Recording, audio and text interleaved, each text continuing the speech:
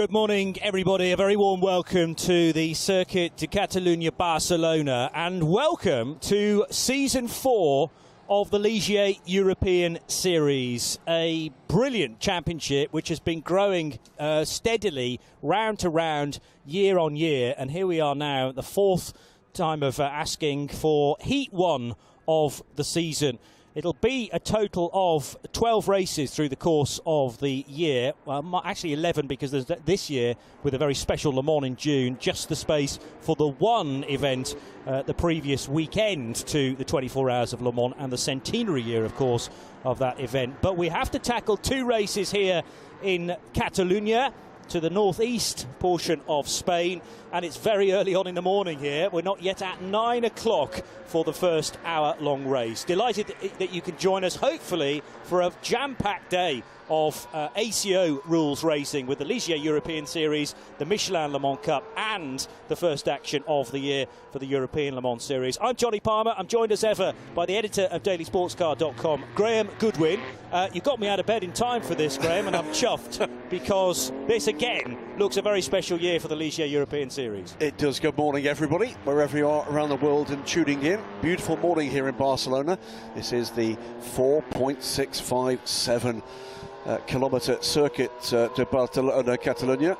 It's a misty morning over in the mountains, but glorious sunshine here at the circuit, and welcoming a 17-car grid here. We lost, I'm afraid, one car in qualifying.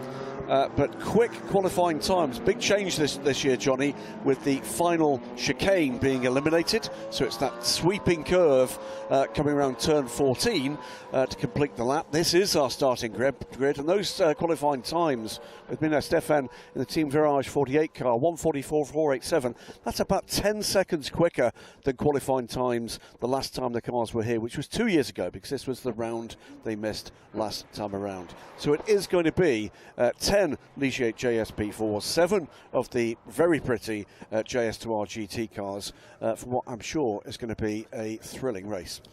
So we've had qualifying yesterday. Each of those qualifying sessions you must use, well, in the first of them you must use your bronze driver, and in the second the silver driver. But there is a grey area because some cars actually have two silvers, and therefore they are entered effectively in the top division of each of the two categories. And we have a three-layered subclass within each of the categories. So you can either be a straight pro entry, pro-am, or am, and that is the case in both the JS P4, the prototype class, and the GT-derived cars for the JS2 Rs. But it's Michelin Stefan for Team Virage who starts on pole position in the yellow, orange and black car to the inside of that front row, and alongside him a very quick guy, Dimitri Engelbert, in the number 17 Pegasus Racing car for the French squad. Then it's George King and Simone Riccitelli for Team Virage and LR Motorsport respectively. David Cosenel in the AM car alongside Steve Zacchia in a Pro-Am entry. And in JS2 Rs, we're about to get the season underway,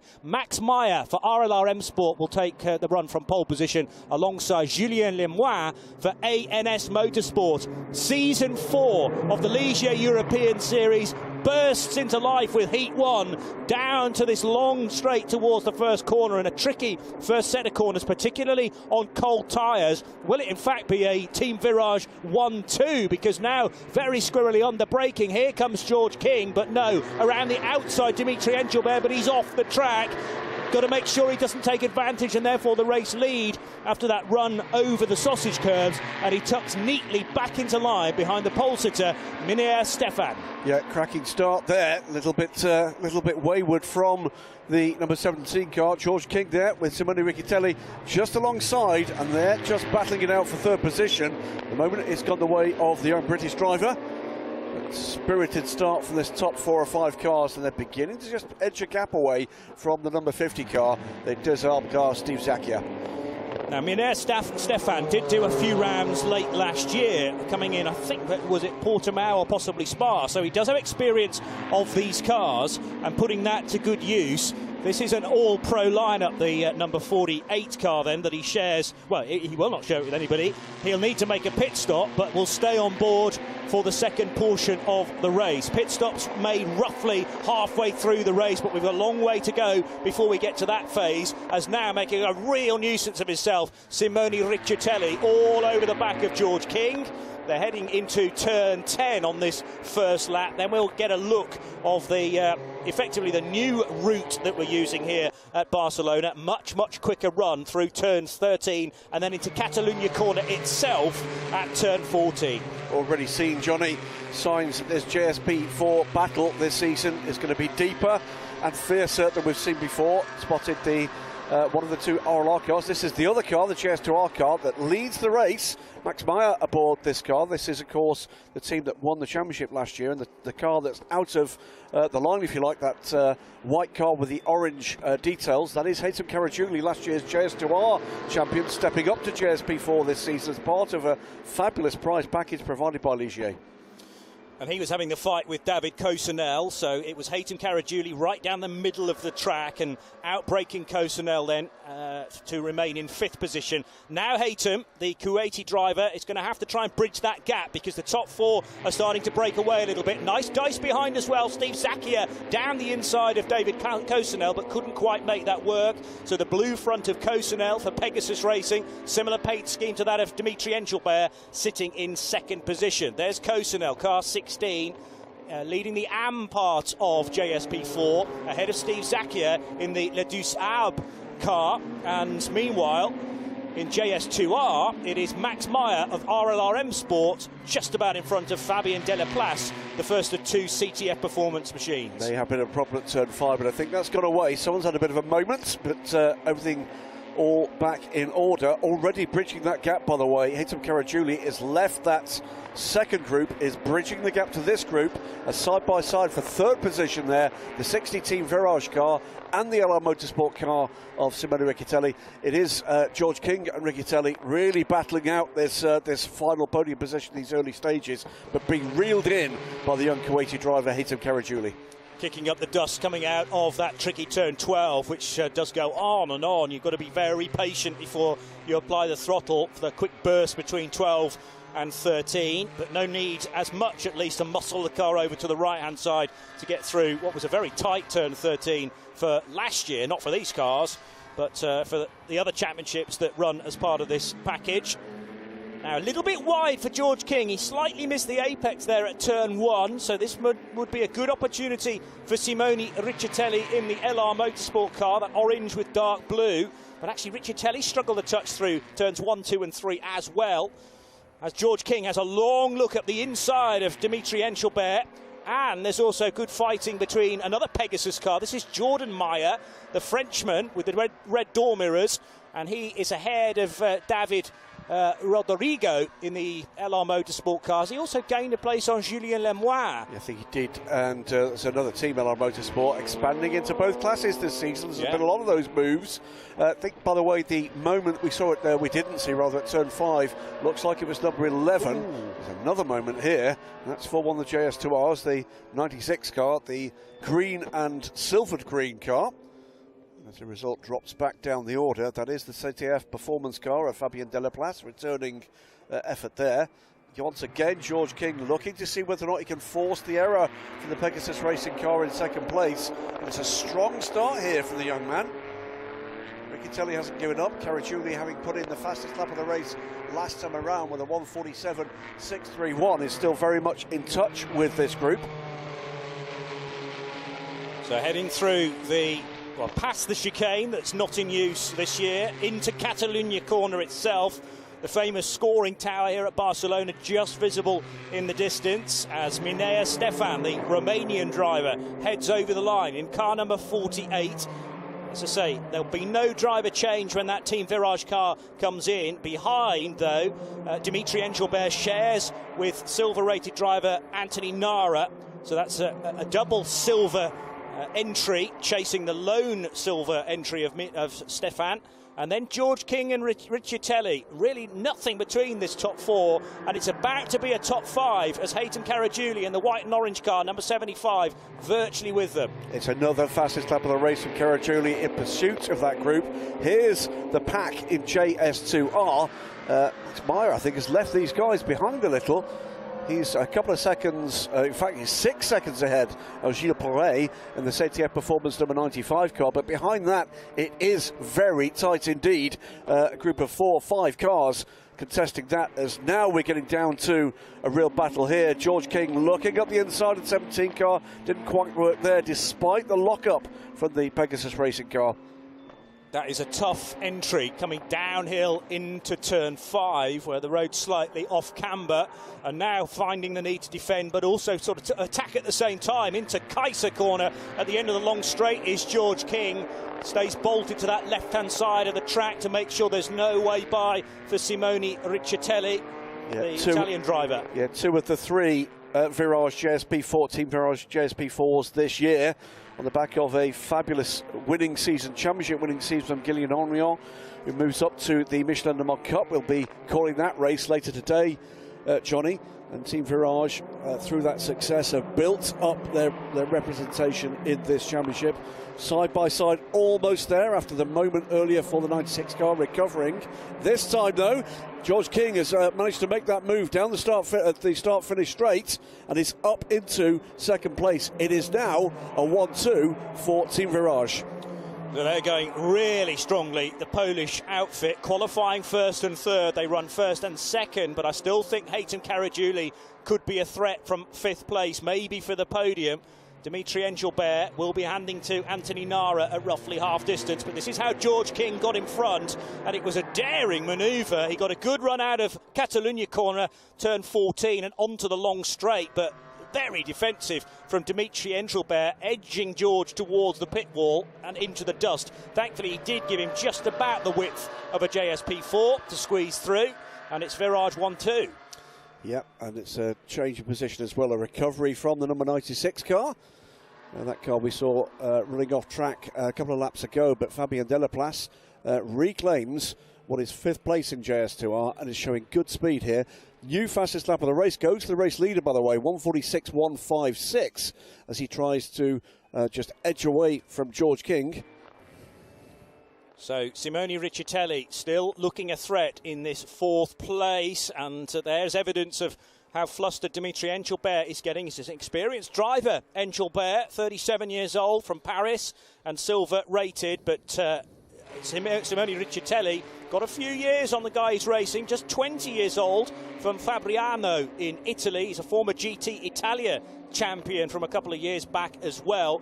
Made the jump to the Ligier European Series in 2021 and scored a podium that season. Looking for another one right now, but still no way by just yet from Riccitelli. The danger for Engelbert is that he might be flat spotting the odd tyre early on in the race here. We've seen at least 2 lockups now from the first of those Pegasus JS P4s. Yeah, fastest laps are tumbling here. It's George King this time, trying to close the gap to teammates and the race leader. Stefan, as the JS2R quintet continue to battle. It looks here like the number 96 looking to leapfrog his way up the order here. Can he do anything about Max Meyer in the lead here? He's going away. He's 12 seconds to the good now in JS2R. That is a mighty advantage after what, only 10 minutes of racing. Yeah. So 17 years old, Spaniard, but he'll know this place like the back of his hand. He's come from a number of years of FIA karting at European and World Championship level. So Max Meyer is a star to be watching. He had a campaign in F4 Spain last year as well, but actually didn't score a point. So many different races around Spain, principally, as you would expect. Jerez, Motorland Aragon, where we will be visiting later on with the European Le Mans Series.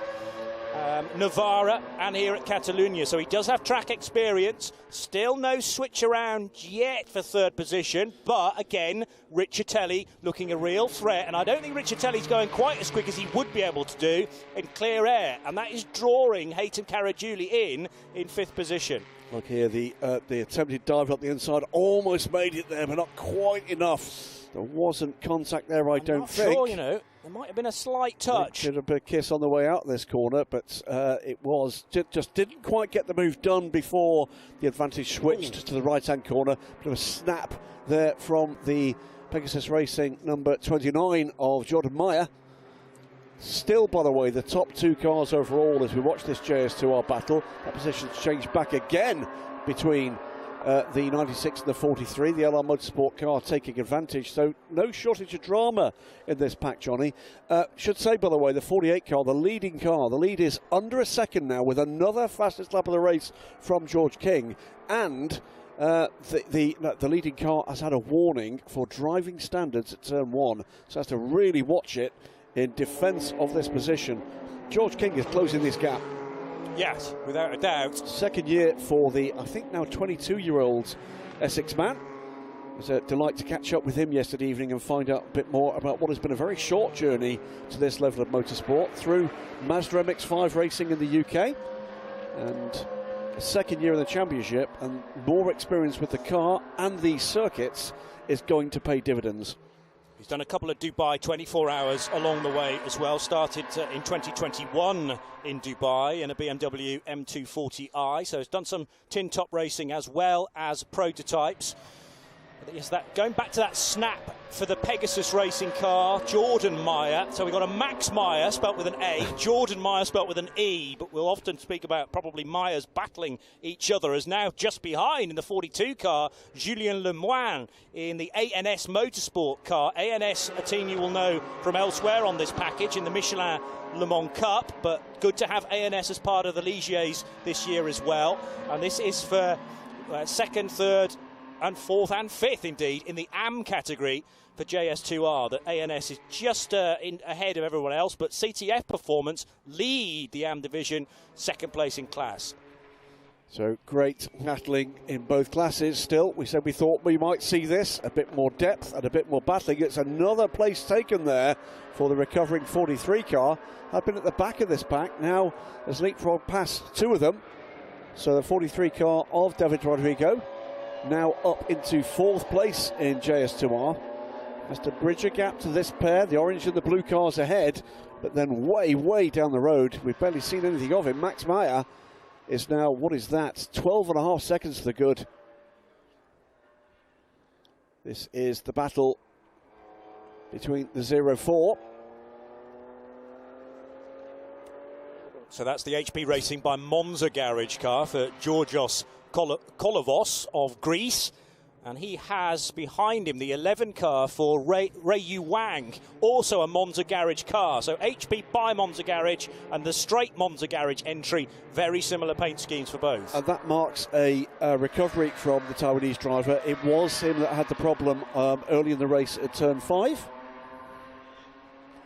And he's come back from having lost the position to the JS2R leader. So taking that back is another positional change. The 96 car going past the 42. It's not going to quit, is it, this JS2R battle? These 5 cars encouragingly close for the start of this season. But Wang Rei now having gone past Lance Fenton in the Team Farage car, the third of the Team Farage cars, and is up into 9th position.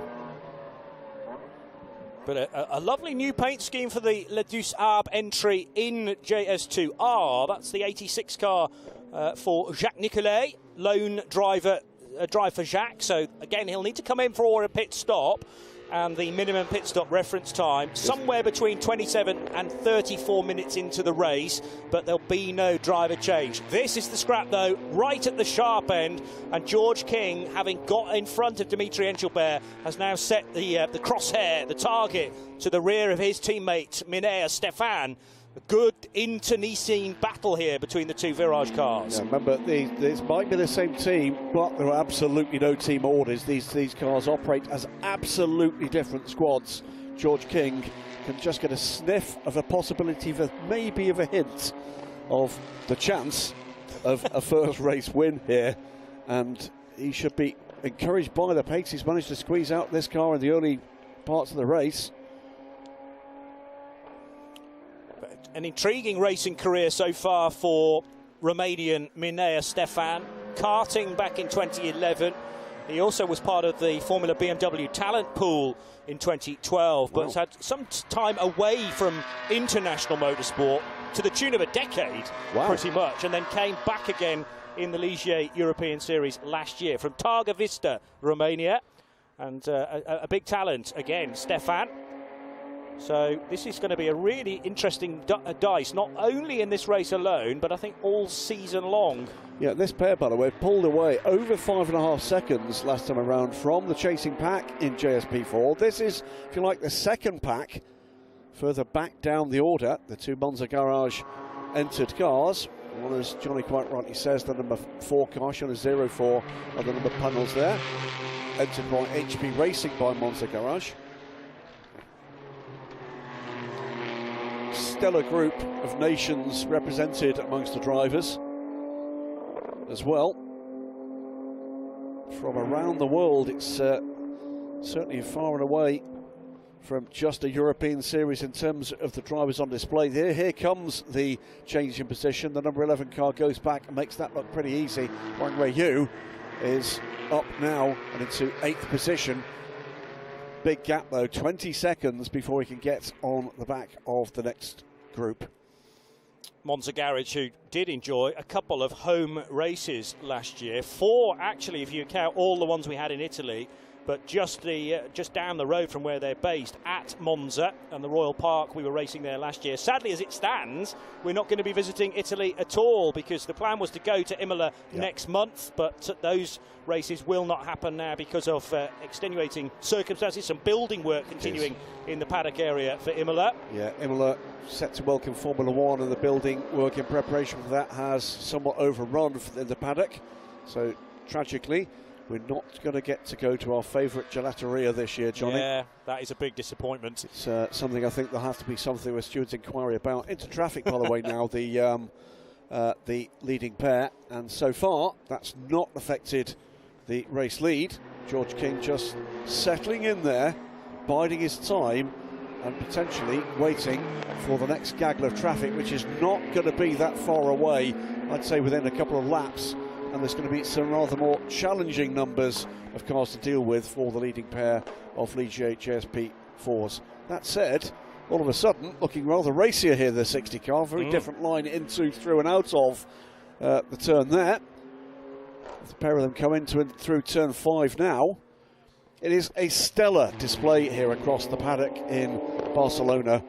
128 cars here for the package here. Take out the Porsche Carrera Cup France cars, it's I think 102 cars in the 3-tiered ladder of ACO Rules Racing. Ligier European Series forms the first of those rungs, and 54 of those cars are Ligier's. Absolutely astounding, more than half. Yeah, phenomenal for Ligier and the commitment that they give to every level of ACO Rules Racing. And set to be added to, by the way, with a contribution to Hypercar coming forward. Already does make a contribution with a role in the Peugeot 9X8 programme with some component supply, etc. But a significant relationship coming with the Lamborghini effort that will debut next year, for which they build the spine, the chassis of that car. Side by side, and more than a kiss.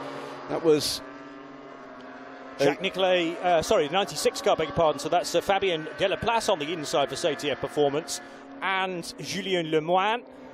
So, apologies, the Le Dusab colours are not those green. It's actually the second CTF Performance car in the lime green for Fabien Delaplace, and he was on the inside. Lemoine trying to get the place back for ANS Motorsport in car 42. Still, this battle goes on. George King making it very clear that he believes he's got the quicker car here, putting teammate Nea Stefan under pressure. Will that pay? We have 39 minutes and 45 seconds as I speak to go, and at the moment, for me, Johnny, looks to me as if George King has got the quicker car underneath him. He's just looking for a way by as safely as he possibly can. Now, the other dynamic that we'll have to feed into this in the second half of the race is a certain Bernardo Pinheiro of Portugal, and son of, I think, the owner of the Portimao circuit. Chairman, I think. Chairman. Of the international circuit of the Algarve at Portimao, where we will have our season finale, of course. So that's going to be quite a family occasion. Indeed so. So we saw Pinheiro for a couple of races last year. Does again have experience of these cars, and funnily enough raced at the Algarve meeting back end of 2022. Still no let up here in the third place battle, Graham. Apologies. Still looking for a way by here. Simone Riccitelli, I think, desperate to get by Dimitri Engelbert, but Engelbert is nobody's fool. Very experienced racer, now getting into traffic, deals with that neatly up the inside and actually puts a little bit more time on his pursuer. Does, though, give a far clearer run through, and I think we've got to get some dramas here. He's down at turn 5, and that is the 95 car just stepping out. Lucky not to collect either of the cars behind, and Gilles Porret in the CTF performance car drops down the order. It's Fabien Delaplace now up to 4th in the order. Julien Lemoine in the ANS Motorsport, another debuting team here, and another team with representation in 2 of the series. Here's the 4 car off the track, turn 1, running through the gravel trap, and that is going to allow Lance Fenton up into 9th position. Enjoyed it so much he went through the whole thing. Yeah, and now will have brought plenty of gravel back onto the track as well. Georgios Periklis Kolovos, the Greek, he's sharing with fellow Greek Kaitatis Panagiotis. So we'll see Panagiotis for the second phase. 3rd, 4th, 5th placed cars coming out of turn 7, 8 and the kink at 9 they're heading for now. Still Dimitri Engelbert ahead of Simone Riccitelli and a chasing Haytham Caragiuli, who's still working out where his car is marginally faster and the best opportunity to do the overtake. It might be down here into Kaiser corner on the next lap. Yeah, as is so often the case in new relationships, close contact between 2 becomes 3. And here comes Haytham Caragiuli right on the rear end now. Simone Riccitelli has bided his time, and I do wonder, Johnny, whether or not this has been Haytham looking after the tyres in the early part of this race, biding his time and seeing what he can squeeze out the second part of this race. By the way, car 4 we saw running through the gravel trap under investigation for not respecting the race director's instructions at turn 1. That is because he ran through the gravel trap and rejoined. There is actually an escape road and then a marker cone at the edge of turn 1, and that's about not rejoining in a point of risk. So there may well be a penalty coming for him. It's a warning flag, actually, so he's got away with that this time, but there won't be any further opportunity to forget what he was told in the driver's briefing. Very similar scenario to the second chicane at Monza. If you overcook that, you have to go to the right side of the bollard there. Oh, a little bit untidy for Dimitri Engelbert, who was looking to squeeze up the inside of Julien Lemoine in the ANS car there. I'm not convinced Julien knew that he was coming. So there was side-to-side contact that I think Engelbert's just about got away with, but this is the best opportunity to date for Simone Riccitelli now to pounce whilst the iron is hot. And Riccitelli down the hill into turn 6 and 7, but still no way by. Dimitri Engelbert rode that storm well. We're 2.5 minutes away from the pit lane entry road being opened for the mandatory pit stop. Yeah. Riccitelli has been the one that's looked the racier. Engelbert, though, has just had this under control, seemingly. Seems to have decided he's not got the pace to challenge the top 2, but seems to feel he's got the guile, the racecraft to defend that position. And he's so far, 25 minutes in, done so very successfully indeed. Neatly through the traffic still. Riccitelli having to attack and defend at the same time because Haytham Caragiuli is right there now, looking as if he might have a crack. Riccitelli again looks at the inside. This time may have a better run here, Johnny, and he has. He's got the position. That was a neater run through that sweeping turn 14. Slightly better speed here for the 17 car on the outside, but there should be the line here available for the number 7 car to go through. Watch Caragiuli, though. Just not close enough. Still not done this, you know. And this time Engelbert lets it go, as Caragiuli got the opportunity to do likewise. I don't think he does quite here, but now I think we're going to see a different body language from that RRM Sport car, because now he'll want to go by and try to get onto terms with Riccitelli, who is already pulling away. So they're going into Repsol corner now, turn 4, and into the second sector, and Dimitri Engelbert, having been forced offline, particularly at the final corner and out into the dust. Those tyres look rather dirty compared to Haytham Karagiuli, who was keeping the cleaner line. He also was forced up the curb there, Dimitri Engelbert, which cost him even more opportunity, more time, and Haytham Karagiuli was looking to pounce in that exact moment. Yeah, that was the critical moment, wasn't it? To that point, it looked as if it's possible that Engelbert may even have retained that position. First pit caller, by the way, is the number 4 car. Well, that was all confusion to get by Fabien Delaplace, who was doing absolutely nothing wrong, staying to the racing line as you must do in the slower car, allowing 3 JS P4s by. But there was a great moment when Caragiuli was trying to get by Riccitelli. Riccitelli in turn was trying to get in front of Engelbert, and in the end the Italian was successful. But Haytham Caragiuli, frustratingly for him, hasn't managed to improve on his 5th place so far. Just look at times to be a little quicker than Dimitri Engelbert, though, in the Pegasus racing car number 17, just up ahead. Here's Minea Stefan then, now stretching that gap back to George King, which stands at 4 seconds. This all seems to have been earned, Graham, through the traffic. I think that's exactly right. It does look as if the leading car has taken real advantage through traffic. It didn't look as if that was what was going to happen, but absolutely all credit to him. It's nearly...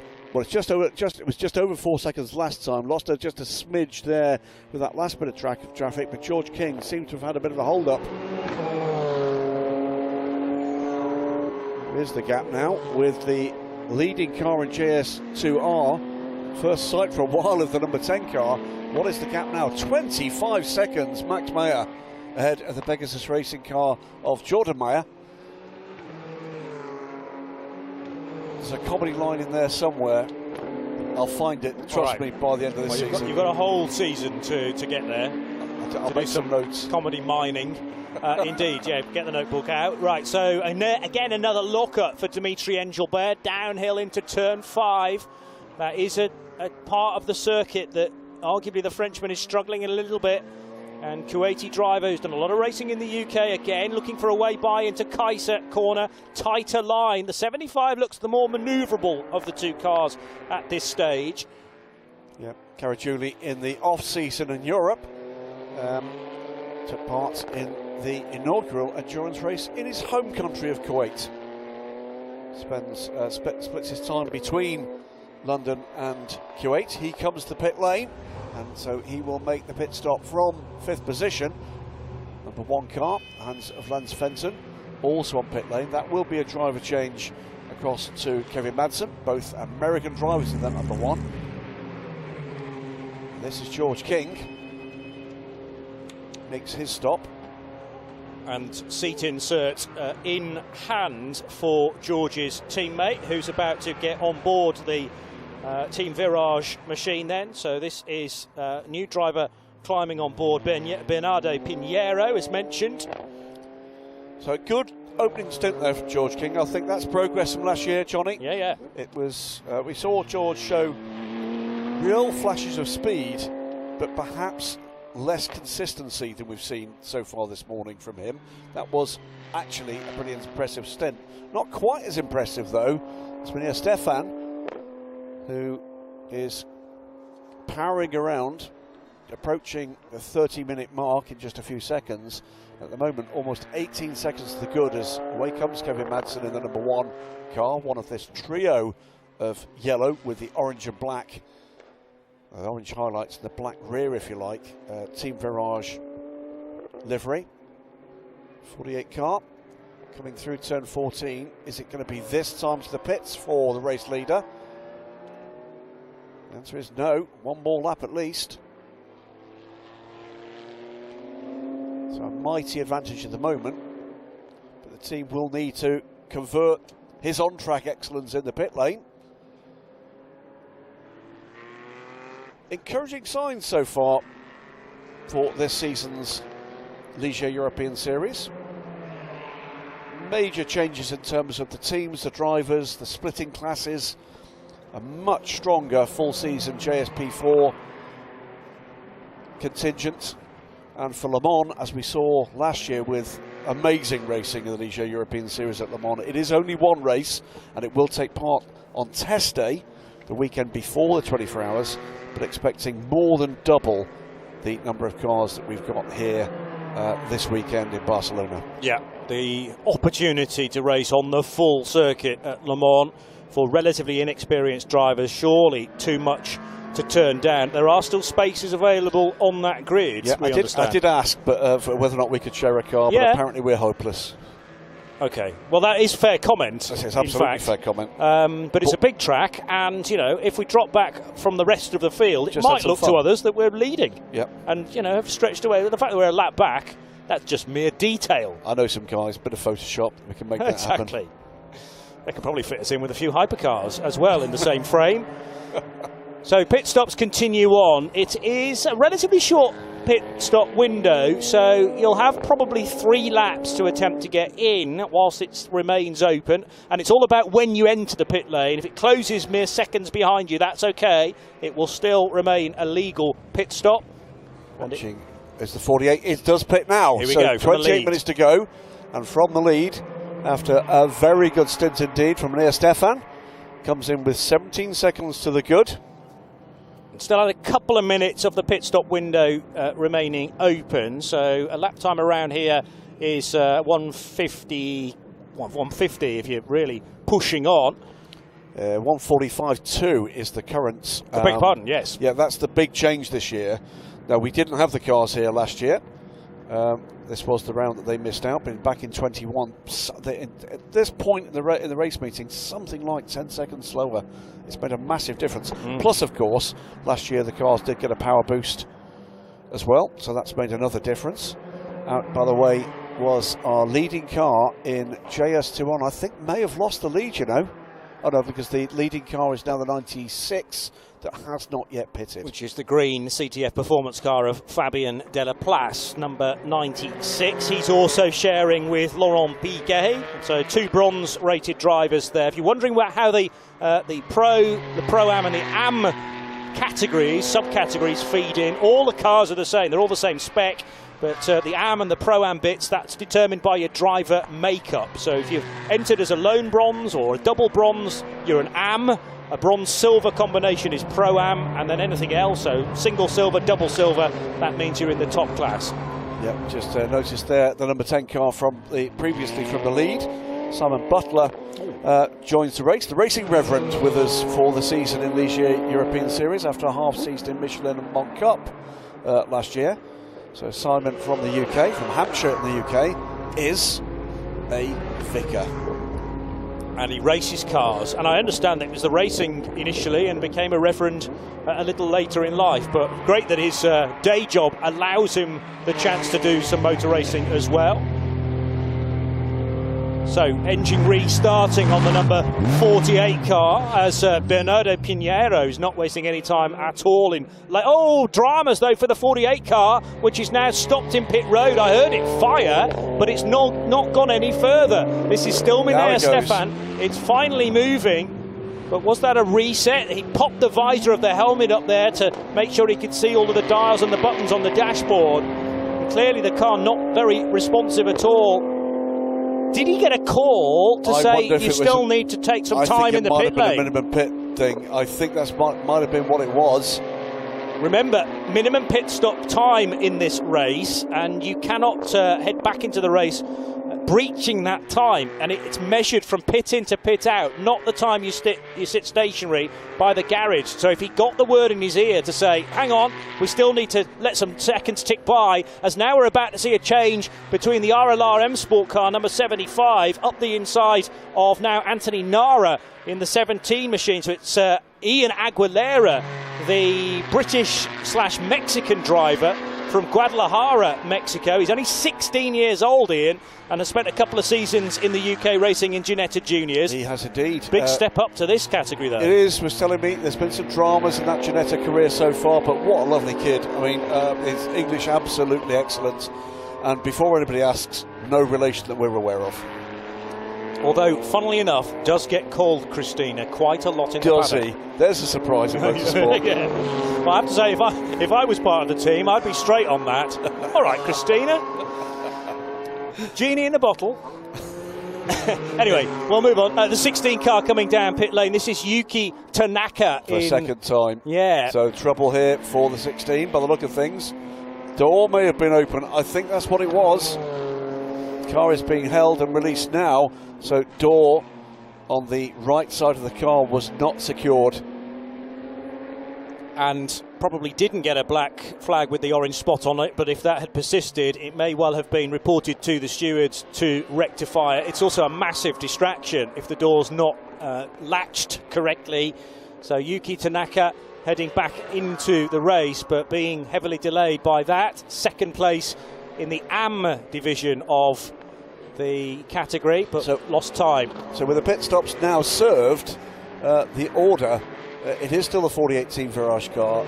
And here's Stefan, solo driver of course in that car, as 8.5 seconds to the good ahead of Bernardo Pinheiro aboard the 60 car rather, also from Team Virage, which was previously campaigned in the first half of this race by George King. Giacomo Mazza is now aboard the car that Simone Riccitelli started, the LR Motorsport car, the number 7 car, a further 8 seconds back, with Louis Rossi, ex-MotoGP rider of course, in the number 50 Le Desarbe, leading the Pro-Am class, and he's within 2 seconds at the moment of the overall third place car. And the complexion of this race changes obviously with new drivers. We have to try and work out who's likely to be the fastest in this phase of the race, but 48 in a very strong position because Minea Stefan staying at the wheel of car number 48. He does have to take a longer pit stop because he's silver rated and not sharing the car. And it's not the reason. Not sharing the car is not the reason why you have to spend longer in the pits, but that's if you are silver or sharing as a silver with another similarly rated driver, slightly longer for your pit stops compared to a bronze-silver combination. Yeah, and by the way, with those changes in the pit stop times, depending on the driver rankings, that has led to a change in the JS2 R leadership. It is the LR Motorsport car, the 43 car of David Rodrigo, that leads the race now. 5 seconds and going away from Laurent Piquet in the number 96 CTF Performance car. Simon Butler, the racing reverend, after the thing he enjoys most of all in motorsport, full service, he is now in third place, that car having led the race before the pit stops. He's 8.5 seconds back, the number 10 car. Louis Rossi being overtaken by Ian Aguilera a moment or two ago for fourth place, and Aguilera now setting his sights on Jacopo Mazza, another new name into this championship. Mazza taking charge of the number 7 car, the LR Motorsport machine that was started then by Simone Riccitelli. But Mazza is, well, should be similarly paced but less experienced in other motor racing disciplines, Graham. Looks like the Team Virage getting ready for a pit stop there. Someone standing there with the stop board. Wouldn't have expected them to be doing that. So keep an eye on that. So watching to see where we are with the gaps developing here. In Aguilera getting up to speed in the number 75 car. Well, the slight concern for the two ahead of Ian right now is that they've both been done for track limits already in this race. Jacopo Mazza running in third and Bernardo Pinheiro in second position. That was an absolute best second sector for Ian Aguilera, who is hustling on in the number 75 RLR M Sport car. Here he is. Yeah, and the number 7 car ahead, the 16 car ahead of the number 7 is a lapped car and is at the moment not helping the LR Motorsport car to get away. It was an overall fastest middle sector of the race, purple sector for Aguilera, who's getting right up to speed now, trying to close down the car ahead. It's the fastest lap of the race for that car, 1:45.9. The gap now under 1.5 seconds as finally the number 7 car gets alongside the 16, tries to pull away from this car in pursuit, the 75 from Bolton based in the UK,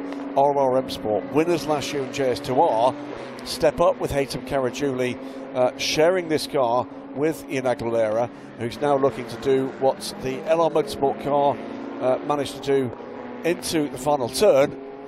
Aguilera now does it. What is going to be the real world gap when we get to the next timing sector? It's going to be about a second.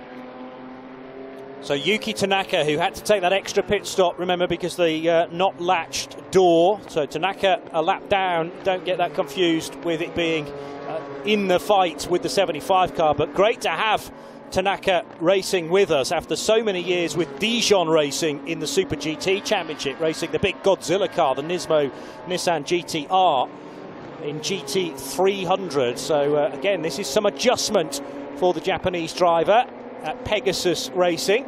Yep, this looks like this could develop into quite a battle for, at the moment, what is the final podium position overall. The 7 car being reeled in here, no doubt at all about it, by the RLR car of Ian Aguilera. That gap is not almost nose to tail now, and there's more traffic being dealt with. This time it's a JS2 R, it's another Pegasus racing car, and again Aguilera takes a little bit of an advantage there and has closed the gap once more. Fascinating to watch this little phase of the race. Got a very good run this time on Jacopo Mazza, the Swiss, who tries to close the door, but it's going to be too late as Ian Aguilera braves it in the dust there. Fair play to Jacopo. He gave Ian just about enough racing room, and as long as Aguilera can get the car slowed sufficiently into turn 1, which he can, he keeps it neatly between the 2 white lines, and now will really stretch his legs on the new 4th place car, Jacopo Mazza. All started with a cleaner run through turn 14, better straight line speed therefore along the start finish straight. You're spot on. The Italian racer was the Swiss racer, I apologise, was very hard but very fair, gave just enough room to keep that fair, albeit in the dirty part of the track. You can see all the dust there being kicked up there, but Aguilera, straight and true, kept his line, kept it on the straight and narrow, and had done enough at that point, Johnny, to claim the position. He's through into third place. And I don't know whether you've ever watched any Ginetta Junior racing through the years, but I would urge you, if you've missed that so far, because the racecraft for me, from Ian Aguilera, learned in that championship. You're not fazed by being surrounded by cars, and even though he was being edged towards the pit wall, a couple of years in that championship in the UK means that he's well used to forcing his way by fairly and into a podium position. Now, Bernardo Pinheiro, the bad news for Ian Aguilera is that he's 13 odd seconds, nearly 14 seconds further up the road, so that might be all she wrote for the British/Mexican. Back with the race leader. Let's wait and see what happens. Who's looked after these Michelin tyres the better. But the 10th overall, but leading JS2R, it's David Rodrigo, and he's 11 seconds the good here and lapping quicker than almost anybody. ANS Motorsports Julien Lemoine is significantly quicker, but he's got a mighty gap down in 4th to bridge if he's going to get anywhere close to the performance of the 43 car. In fact, Lemoine called to the race director at the end of the race, so there might be further dramas there. Fast, but there may be questions to be answered. It's just been a bit of not checking mirrors, I think, into corners. Now, obviously being slower car, you stick to your racing line, and the JS P4s have to make their own arrangements, but I do remember Lemoine being involved in a couple of bits of side-to-side contact. So the heads-up driving, that is required in sports car racing. Hopefully just a word of advice from race control, and that can be sorted out at the end of this race. There's a learning curve. Absolutely. This is why we talked about this, about being the first rung on the ladder. These are high-performance cars, both the JS2R, if you like the GT side of it, and the JS P4 prototype. And there is an expectation here that some of the brightest, the best, the most ambitious will step up the ladder in future years to the Michelin Le Mans Cup and the European Le Mans Series, and potentially beyond for some aspirant young professionals. What an active world there is at the moment in this world of sports car and GT racing. It's a thrilling time to be part of this world, Johnny. Case in point is a man you were mentioning earlier on, Julien Henrion, a runaway champion in 2022, who's moved up now to the Michelin Le Mans Cup with Team Virage, and also Haytham Caragiuli jumping from the JS2 R GT-derived cars to the prototypes. And a third name actually from last year, Cedric Goldschlamar, who makes his debut later today in the Michelin Le Mans Cup with Cool Racing. This is side-to-side action. This is Simon Butler. Is he about to lose a place? He is. So the charging Julien Lenoir is significantly quicker, something like 4 or 5 seconds quicker at the moment than the Racing Reverend. He'd have offered a blessing as he passed, I'm sure, though. Simon, super bloke, and learning his trade in modern machinery. Much of his motorsport experience in historic and significant historic machinery. Talking to him last night about, of all things, the difference between a C-Type and a D-Type Jaguar. Yes. And the technology leap that was. He happened to drop into the conversation. I've driven both. Very different cars. But yeah, that's the type of motorsport that Simon comes from. But now very modern machinery, as Graham says, contemporary stuff. And he can adapt to whichever. This, by the way, is a real-world battle for 6th. And the leading car in AM is that number 1 Team Virage car. So already Team Virage 1-2. Kevin Madsen here looking to make it a 1-2-6 rather than 1-2-7. Both old Fiats, of course. Excellent knowledge of Italian small cars. So Kevin Madsen, again, new name to conjure with this year from the US, and has come out of GT World Challenge racing a couple of years ago. He did race twice last year with Le Douce Arbre, but those were the Le Mans races. I sort of remembered that, yes. Hasn't done the sort of bread and butter rounds that accompany Le Mans Cup and the European Le Mans Series. Only further to some of the heavy lifting this year and had the fun last year. But Kevin has made that move, made it well, and is pulling away. Is there anything more to be gained? And the answer is just 4 seconds back for Luis Rossi, who is in splendid isolation at the moment. In 5th place. So 5th place not out of the picture here for the number 1 car. 125 will be a number that Luis Rossi will be familiar with from his motorcycle days. Yes. But it would be the finishing order for the trio of Team Virage cars. There's splendid stars and stripes emblazoned on the engine cover on the rear of this JS P4. Different states of tune for the same basic engine, by the way. And that is the 04 car. Again, yeah. Different driver this time. So Kaitsis Panagiotis, who went a touch wide. Was that Repsol corner turn 4? I think it was. Yes. No, it's 5. Oh, further round. Yeah. Okay. So, but nevertheless, got out of the gravel. Oh, he'd been well off, hadn't he? Yeah. Yes, indeed.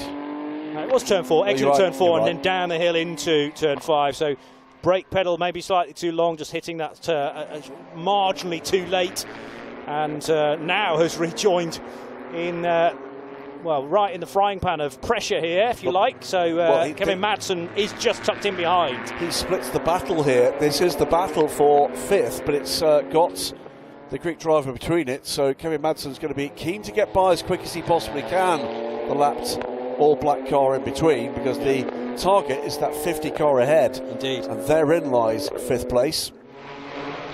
Just under 11 minutes to go then.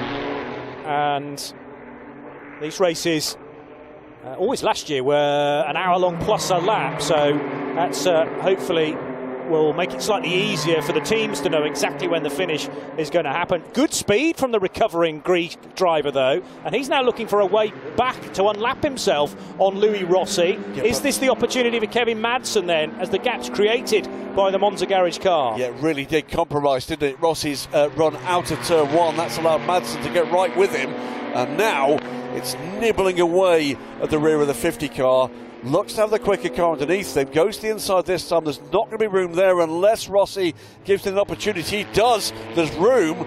And through goes Kevin Madsen. Clean as a whistle. Beautifully done. Yeah, read that perfectly. And as you say, out of his rhythm, driving the 50 car was Luis Rossi, because he had to make way, in effect, for a rapid 4 car for Panagiotis, despite being off into the gravel. The 4 car from Monza Garage showing great pace. 4 car there just pulled over. The 50 car's gone by again, so he's had a minor problem for the 4. Didn't see anything on my screen, so whether or not he had minor off or whether or not he just gave best to the battle. Might have just heard on the radio, this is a battle way ahead of you. Yes. If that's the case, well done. The 10 here, so Simon Butler under pressure again, dropping back down the field a bit, is under pressure here from Gilles Pauret. This is a battle now for 4th position in JS2R. As through comes the number 7 car, 4th place from Jacopo Mazza. Ian Aguilera, by the way, it's pulled away by something like 8 seconds over the car he'd previously been battling with. Is not closing noticeably on the lead pair though. As we watch this battle for this 4th place. Simon Butler, by the way, lap time's pretty consistent. We'll be learning this machine as he goes. Just check back on the race durations last year. They were indeed 60-minute races plus a lap. We don't have the extra lap this season, so it's 60 minutes full stop. Well, whichever lap is completed once those 60 minutes have elapsed. So going to be marginally shorter races. Just talking, you know, the odd bit of change basically. As now almost side by side. This tricky run through the kink at 6, but they will be single file at 7, which is something you really need to do. Threading their way through that tricky part of the circuit. But a good battle this, with the CTF performance car doing the chasing. Gilles Pauret tucked in behind the racing Reverend Simon Butler. Yep, defended well there. I thought that possession was gone, but no. He's got himself all gathered up. This time, will the possession change? It will. So Simon, being very fair there, knows the car behind has got more speed. Having his fun, but being very Christian about it. Now this is busy, because sitting right in the middle of the racetrack is the dark blue car of Julien Lemoine. He's having a dice with the CTF performance car of Gilles Pauret over to his, not Pauret, the other car rather, from CTF Performance. And Lemoine is now up to 2nd position in JS2R, getting ahead of Laurent Piquet in the green car. They were both also being lapped by a JS P4. But the battle we were homing in on, quite rightly so, was that scrap for the podium positions, and ANS now into 2nd. Yeah, the 75 car there, passing the 11, which has lapped down. That's the Monza Garage car. Solo this weekend for Wang Ryu. Hopefully he will have his Taiwanese teammate joining him later in the season. Rodrigo though, by the way, still pretty comfortable here. The clock is ticking down quickly enough that the 20-second gap he's got to the charging Julien Lemoine should be enough, but Lemoine at the moment is significantly quicker, about 1.5 seconds quicker per lap, so it looks like that gap's going to come down on pace. 50 car here, Louis Rossi, and is going to be coming under pressure here from Anthony Nara, closing the gap at multiple tenths per lap. This is one that could change by the time we get to the checkered flag, Johnny. Yes, definitely picking up the pace a little bit. Nara versus Rossi in 6th place. Anthony Nara, who took the car over from Dimitri Engelbert. Engelbert, remember, starting the race in 2nd position and having a good fight with both the Team Virage cars from the start, but then the quicker of the 2 Virage machines, Minea Stefan, who continues to lead the race, extended the gap. Bernardo Pinheiro hasn't necessarily given up on homing in on Minea Stefan, because he was quicker last time around, almost 1 second faster, in fact, than the Romanian driver. But again, you never quite know which traffic each of those are negotiating with every single lap. Ian Aguilera keeping his lap times very respectable in the 1:47s that time around, but creeps into the 1:46s at times as well. He is clearly in 3rd, ahead of Jacopo Mazza. The even more encouraging part about this, Johnny, is the speed we're seeing from people new to this form of racing and new to this machinery. That's going to improve. That's what we saw throughout. We see every season throughout. Past there, just on the road between the 50 and the 10. Simon Butler cruising along to a finish. His lap time's just falling off a little bit at the moment. If he may have a little bit of a problem. This new livery, by the way, from ROM Sport looks fantastic. The white, black and orange, really like it. Does get the cars to stand out.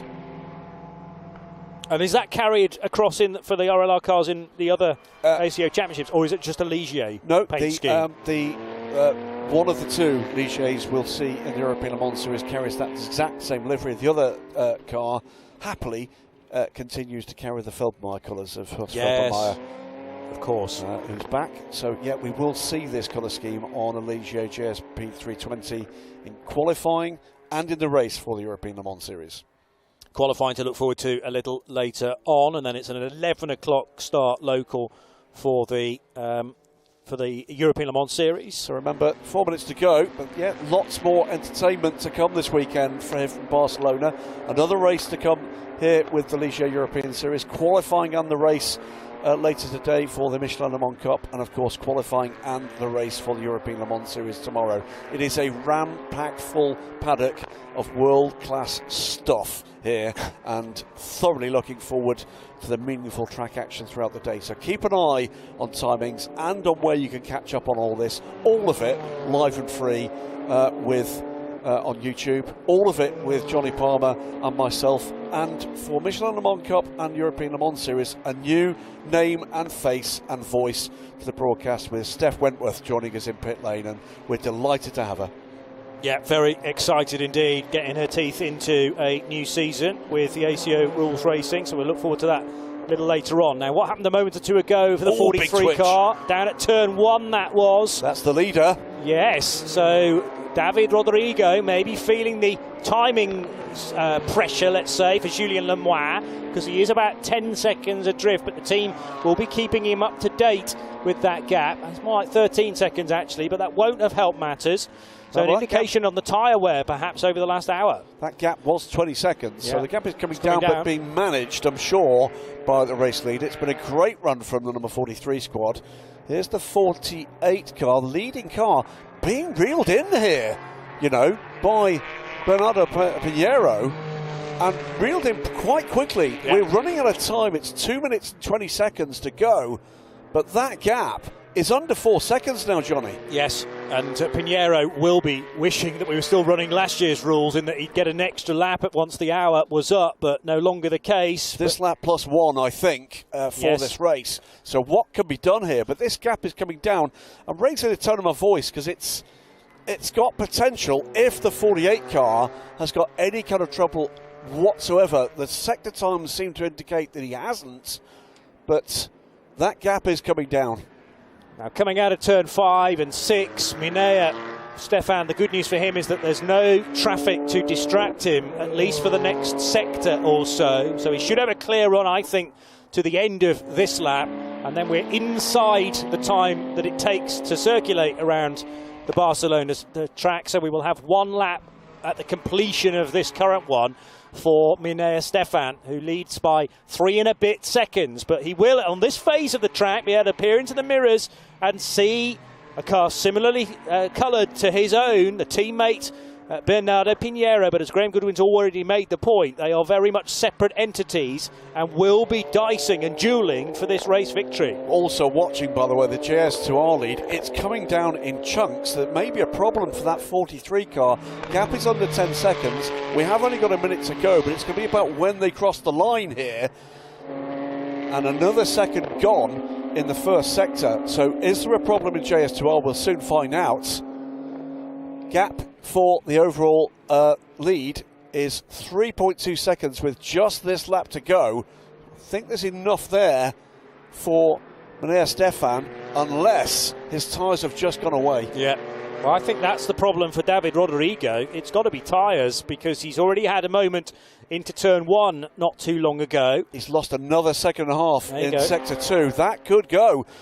Well, they're going to have to go round again because they're in the JS2R category. And remember, the race, the distance is judged by the overall leader, i.e. Minea Stefan in his Team Virage number 48 car. So the checker flag will wait for 48 to go through the second and third sectors. And for the Romanian, it will hopefully be a victory for the 48 car, but Pinheiro is still the threat from behind. Under 3 seconds, the lead gap now, that's coming down quickly. Looking at where we are with it's 4 seconds taken out of the lead gap in JS2R. The gap now 7.2 seconds with 1 lap to go.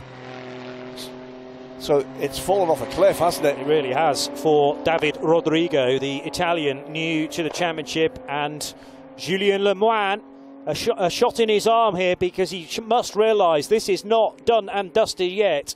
The best part of a whole lap still to go for the JS2Rs. It's the pressure as well, isn't it? It's not just the performance, it's the pressure. Exactly. With relatively inexperienced drivers, can see the gap coming down. It's a further second that's gone in the first sector in JS2R. That gap is 6 seconds now. But, Johnny Palmer, it's going to be a win. It was a great year last year for Team Virage and Julien Omrion, and they kick off season 4 with the first part of Heat 1. A 1-2 finish for the Polish squad of Team Virage, and Miner Stefan wins ahead of Bernardo Pinheiro. It's going to be Ian Aguilera who crosses the line in 3rd place for RLR M Sport to make the podium. The AM victory looking like it will go the way of American driver Kevin Madsen, and for Pro-Am Louis Rossi in the 50 Le Douce Arb car. But what about JS2R? Gap now 5 seconds between race leader David Rodrigo and Julien Le Mans chasing for ANS. It's going to be coming down to the last lap, but I think that the LR Motorsport man has done enough. 5.2 seconds the gap as they come into what's a shorter 3rd sector. Great stuff from Team Virage, great stuff from the race-winning team there. Here comes the race winner though, Johnny, in JS2R. So David Rodrigo survives in that solo drive, takes the AM win, but more crucially for him, takes the overall victory in JS2R as well. And it was close behind to Julien Le Mans, although the HP by Monza garage car actually squeezed between the two of them by the flag, because he jumped ahead. That was Kaitatis Panagiotis, who just got ahead of Julien Le Mans, but it doesn't affect the JS2R finishing order. The top group of cars were all actually from the AM category after Simon Butler climbed on board the Pro-Am machine number 10 for RLR M Sport. That car started brilliantly by Max Meyer, but it faded through the course of the race as Simon continues to learn about this new car. But really good fighting in both of the principal categories, and it's Team Virage who will take effectively maximum points, or, well, they're a 3rd car, of course, so a 1-2-5 finish for the Polish squad. We're getting used to see Polish teams win in international sports car racing. We're not quite as used to seeing Romanian drivers do that, and it's a delight to welcome that to the stats book. So Miner Stefan, a fabulous run there. Not going to say was never trouble, because that's not quite right, but controlled that race beautifully, came home with a convincing, albeit under pressure, 2.5 second gap. And great run to the flag in both classes. If we get something like this entertainment for the remainder of this season, Johnny, we'll be well served. Well, there is another race to look forward to. That is later on today. The grid already set for that event. 2 qualifying sessions being held yesterday, and will be on air later today, local time, so Central European summertime, 1:25 this afternoon for Ligier Race 2, the second part of Heat 1. They're called heats, each of the meetings through the course of the year, and Heat 1 here in Barcelona. But yeah, 2 very deserving winners there, and we should also credit David Rodrigo for his victory. Both actually solo drivers. Is there something to be said about just keeping it simple and not entering with 2? Of course, for various reasons, a lot of these cars are actually shared through the course of an event. And what we also can look forward to later on in race 2 of the day is that the drivers that did the second stint in this race will start the race later on. My thanks to Graham Goodwin. We'll speak with him later on. From Johnny Palmer, see you later for Ligier's. So it all kicked off at 9 o'clock this morning for the first of the events of the Ligier European Series for Season 4, and very nearly around the outside, Dimitri Engelbert got the lead, but he had to escape to the runoff area at turn 2. Then did not follow the rules stipulated in the driver's briefing, in that you have to stay left of the bollard before safely rejoining. So got a warning for that, but nothing worse. And Dimitri Engelbert was definitely mixing it well with the 2 Team Virage cars. 48 started by Miner Stefan and continued indeed into the second phase of the race. George King in the number 60 car, and it didn't take George too long at all to jump ahead of Dimitri Engelbert for second position. A spin for Gilles Pouret early on in the JS2 Rs. And then the pit stops began in anger. 27 minutes into the race. There was time though for Meneer Stefan to acknowledge the camera that was sitting there watching. Then though, we reckon his car was sent away a little too early because there were frantic waves from his pit crew saying, no, leap on the brakes, we've still got some time to tick by on the clock. I genuinely don't think there was a problem with the car. I think that was exactly the signal he got from the team to just hold station and then rejoin the race, thankfully without the need to take a penalty. If he'd breached that minimum pit stop reference time, it could have been a very different story. 48 then back into the race and in front. Meanwhile, in the JS2Rs, the GT-derived cars, muscling his way to the sharp end. In the AM category, David Rodrigo, who looks a big talent from Italy. This was a frightening moment for, well, certainly for me, but it was all in hand for the active drivers as the RLR M Sport prototype got by some dueling JS2Rs, and that was Julien Le Mans making progress through the field. But the primer liveried with the red flashes of David Rodrigo on course for a first victory in race 1 of the season. And a near perfect result for Team Virage as well. 3 cars entered, they finished 5th, they finished 2nd, and crucially, they got the race win with Meneer Stefan. And both Stefan and his teammate Bernardo Pinheiro circulating side by side as they celebrate their 1-2 finish. And there's Rodrigo winning JS2Rs. Here's the scene back at a much quieter Circuit de Catalunya Barcelona then, and the overall results. Meneer Stefan kicks off his campaign with a win after 33 laps, ahead of Bernardo Pinheiro and George King, the shared car. Haytham Caragiuli and Ian Aguilera complete the podium.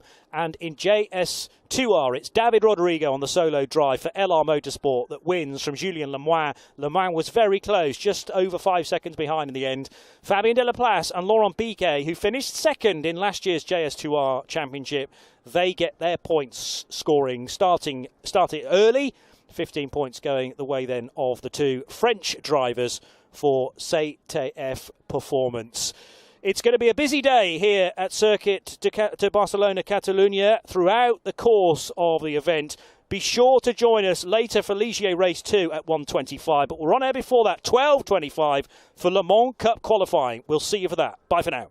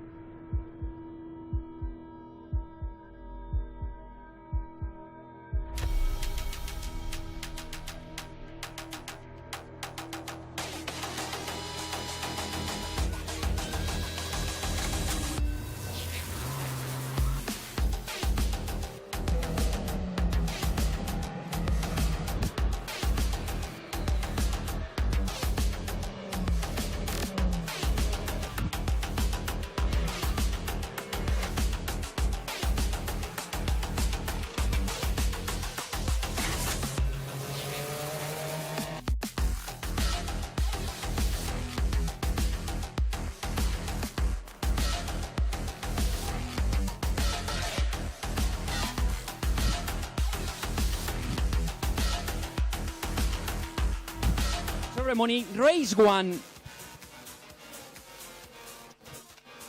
First of all, overall,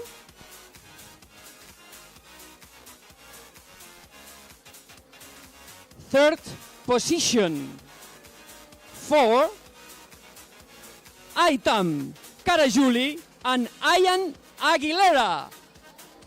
Go to podium, please.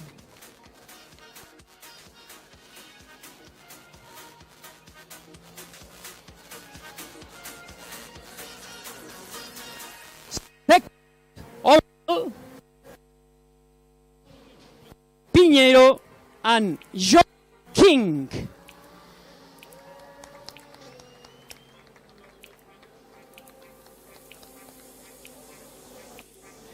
And the winner from Romania, Minea Estefan. Congratulations. And finally, team manager of Virash.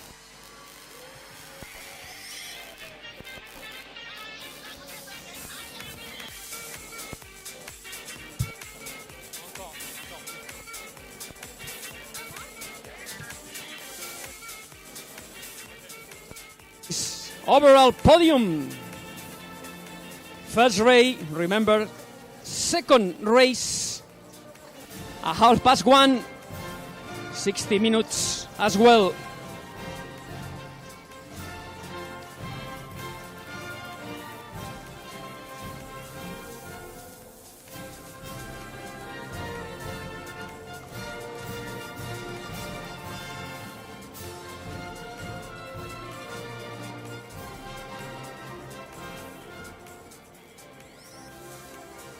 Congratulations! Overall scratch. And this is Pro-Am JS P4 Pro-Am. The winner is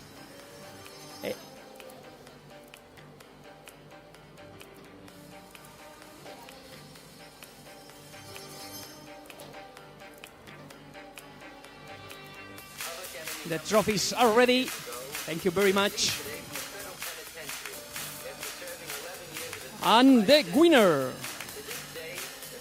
Ligier JS P4, Steve Thatcher from Czech Republic.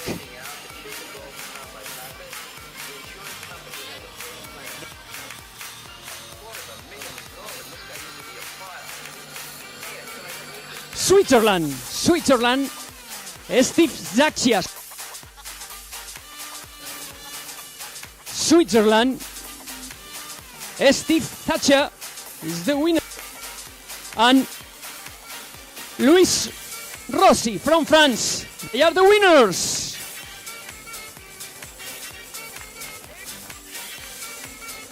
Congratulations in this category, GSP4 Pro. The team manager, Les Two Arbres. The team manager, please come to podium. Les Two Arbres, les deux arbres. Félicitations. Congratulations.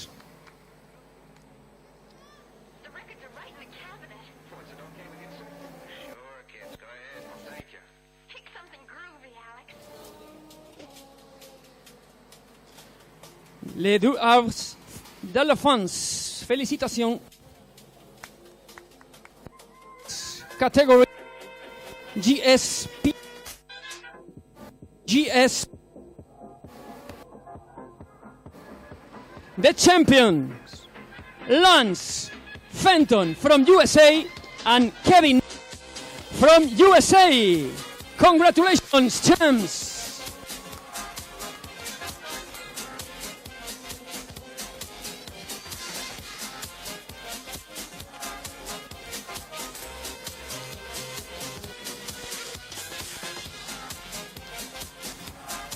Team Virash, Poland, from Polska. This is JS P4 category. Congratulations for Lance Fenton and Kevin Madsen from USA. And team manager of Virash from Poland, Polska. Congratulations.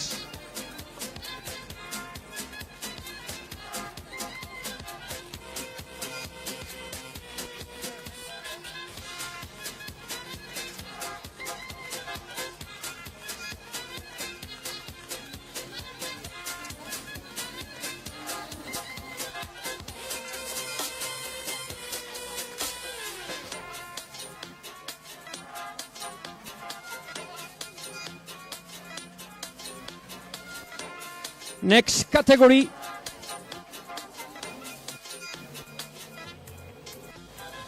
Remember, second race, 1:30. 60 minutes as well. Ligier European Series starting season in Circuit de Barcelona, Catalunya. This is the first award ceremony for race 1.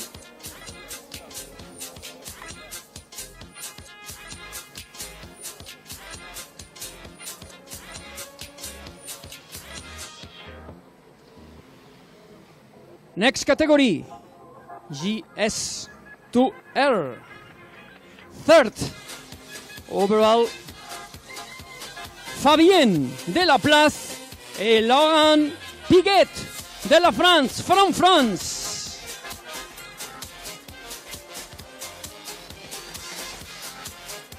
CTF Performance Team from France. Second overall,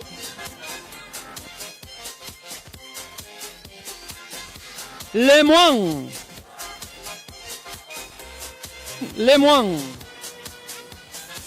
from France, Julien, second overall.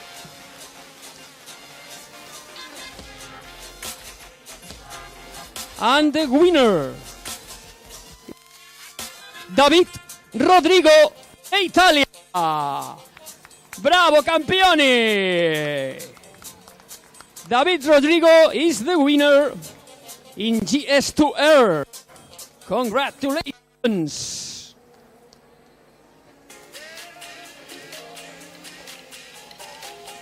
This is the podium of JS2 R category. Congratulations, drivers! Congratulations, guys!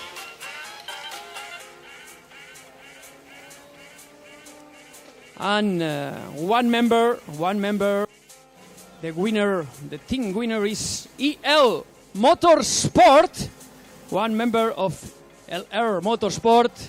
Congratulations, the best team in JS2R category.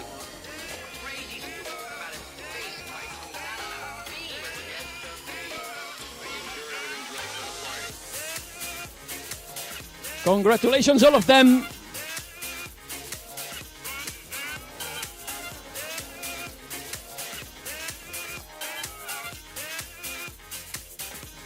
Thank you very much. Next category.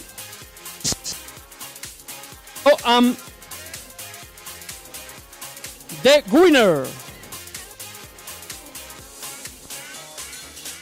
Welcome, to the Ligier European Series 2023.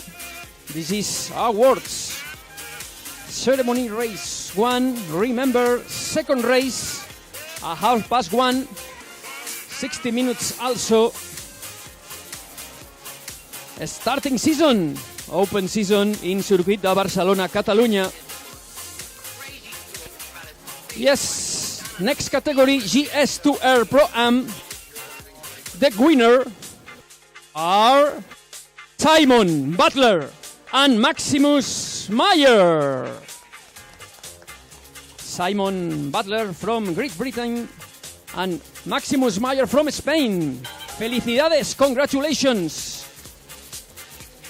LRM Sport from Great Britain. And the best team is RLR.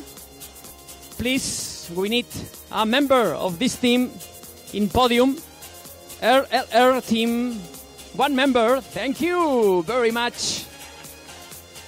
Congratulations. RLR M Sport from Great Britain. Congrats.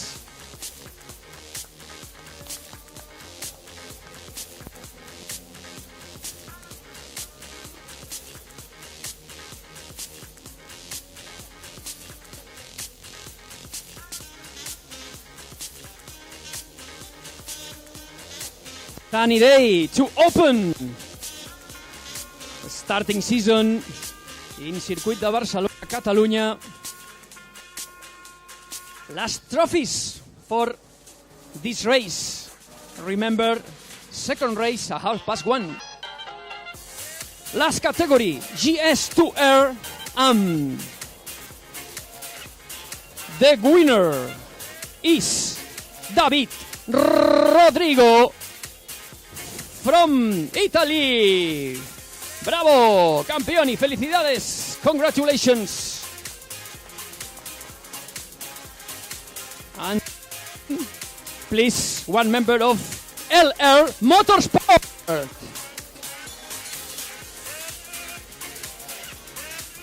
LR Motorsport, escuadra de la Italia.